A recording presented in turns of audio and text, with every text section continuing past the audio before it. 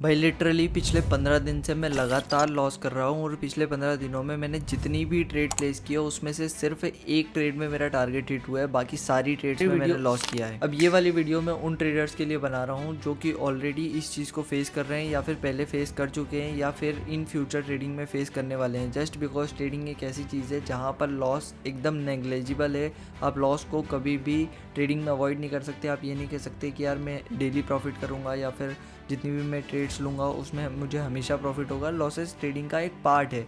जैसे कि अगर मैं बात करता हूँ कोई भी एक दूसरा एग्जांपल ले लो, जैसे फॉर एग्जांपल कोई भी स्पोर्ट्स का ले लो, वहाँ पर आप ऐसा नहीं हो सकता कि आप हर बार जीतोगे। यस, देयर इज़ पॉसिबिलिटी कि आप हर बार जीत जाओ, लेकिन there is also a probability कि आप हार भी सकते हो। Always there is a 50-50 probability.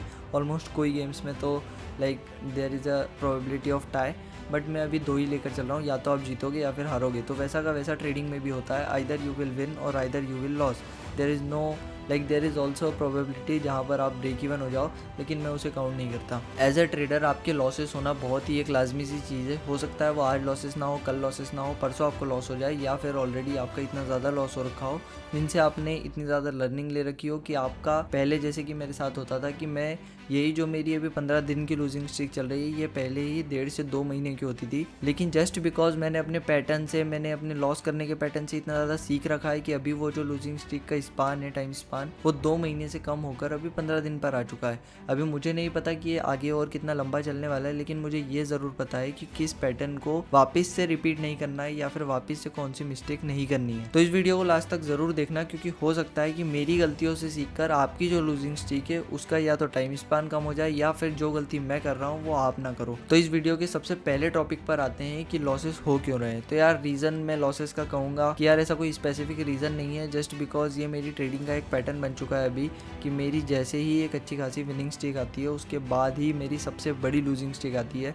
Just because जो मेरी पिछली वाली विनिंग स्ट्रीक आई थी उसके बाद मैंने एक अच्छे खासे डिसेंट टाइम तक मैंने लॉस किए थे। फिर मेरी एक विनिंग स्ट्रीक आई जिसमें मैंने अच्छा खासा पैसा भी बनाया, अच्छे खासे पे आउट लिए, और उसके बाद अभी ये वाली लूजिंग स्ट्रीक आ रखी है जिसमें मैं पिछले 15 दिनों से लॉस कर रहा हूँ।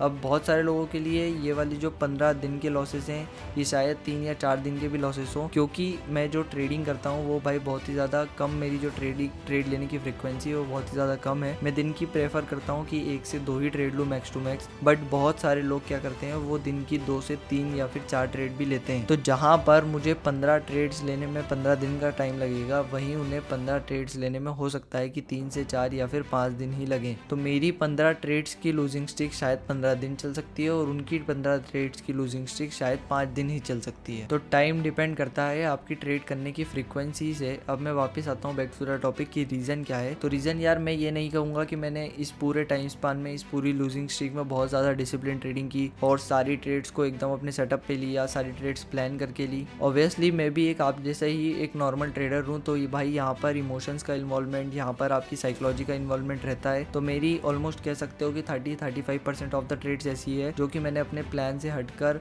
या फिर इमोशन में आकर, या फिर मैंने जहाँ पर मैंने अपने प्लान को फॉलो नहीं किया, थोड़ी सी ओवर ट्रेडिंग की, थोड़ी सी रिवेंज ट्रेडिंग की, वहाँ पर भी मैंने ट्रेड्स प्लेस किए। ऐसा भी हुआ कुछ दिन जहाँ पर मैंने एक ही दिन में 3 ट्रेड्स भी लिए हैं। उसके साथ साथ कुछ ट्रेड्स ऐसी भी है जैसे मैं बाकी सारी ट्रेड्स में 1% का फॉर एग्जांपल लॉस कर रहा हूँ, तो कुछ ट्रेड्स में मैंने 1.5% या फिर 2% का भी लॉस किया है, जस्ट बिकॉज मैंने ये सोचा कि यार थोड़ा हाई रिस्क करता हूँ, अगर टारगेट हिट हुआ तो मेरा सारा लॉस रिकवर हो जाएगा। तो ये भी मेरा थोड़ा सा माइंडसेट था।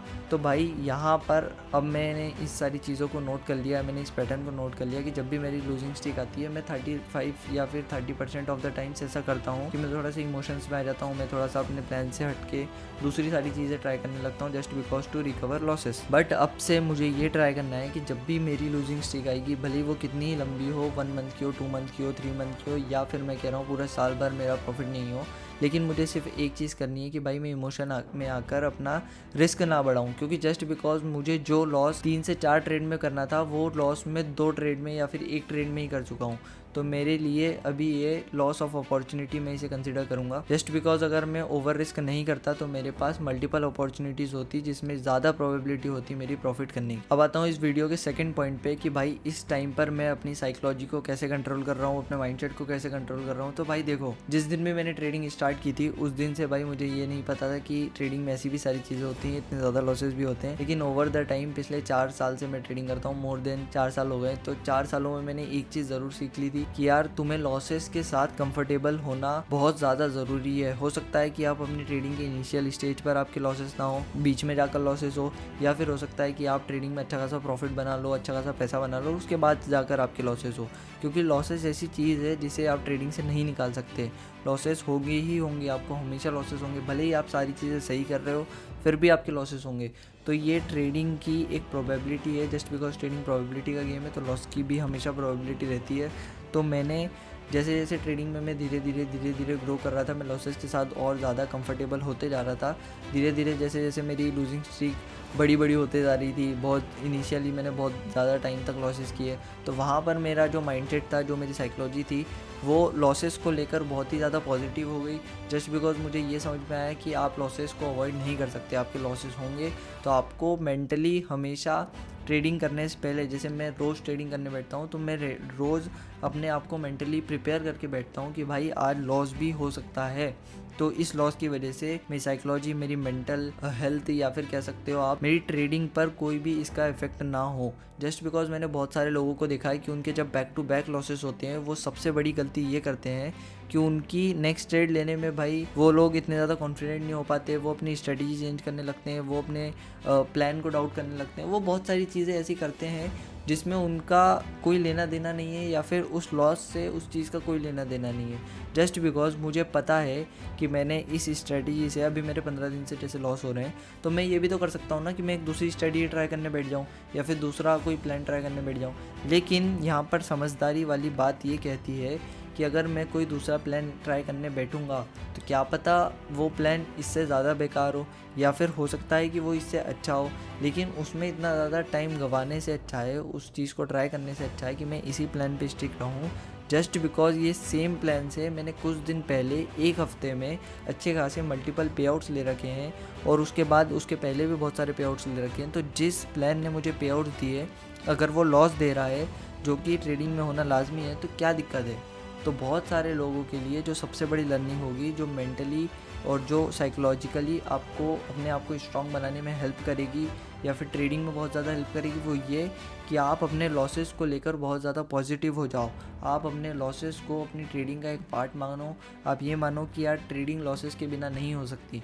आप जिस दिन ये रियलाइज़ कर जाओगे, जिस दिन आपकी ट्रेडिंग में इतनी ज़्यादा मैच्योरिटी आ जाएगी कि आप लॉसेस को बहुत ज़्यादा अच्छे से एक्सेप्ट करने लगोगे, उस दिन आई थिंक आपको ये सारे लॉसेस अफेक्ट नहीं करेंगे। अब इस वीडियो के तीसरे और सबसे इम्पॉर्टेंट पॉइंट पे आते हैं कि इस पॉइंट ऑफ टाइम पे मुझे क्या करना चाहिए। तो भाई मुझे लगता है, मेरा ऐसा मानना है, मैंने जितना एक्सपीरियंस कर रखा है अभी अपनी लूजिंग स्ट्रीक को और जितना भी अपने सारे पैटर्न्स को, वो यही कहता है कि भाई ऐसे टाइम पर मुझे अपने आप को जितना ज़्यादा डॉक्यूमेंट कर में सकता हूँ, या फिर अपनी ट्रेडिंग को जितना ज़्यादा जनरल कर सकता हूँ, या फिर ट्रेडिंग का जितना ज़्यादा डेटा कलेक्ट कर सकता हूँ, मुझे करना चाहिए। जस्ट बिकॉज ये मेरी ट्रेडिंग का वर्स्ट फेज़ है। अब अगर मैं अपने वर्स्ट फेज़ के लिए हमेशा, अगर मेरे पास डेटा रहेगा आज इस चीज़ का, तो हो सकता है कि कल मैं इस चीज़ को अवॉइड कर पाऊँ just on the basis of data. अगर मुझे ये पता रहेगा कि मेरी 5 विनिंग ट्रेड के बाद 10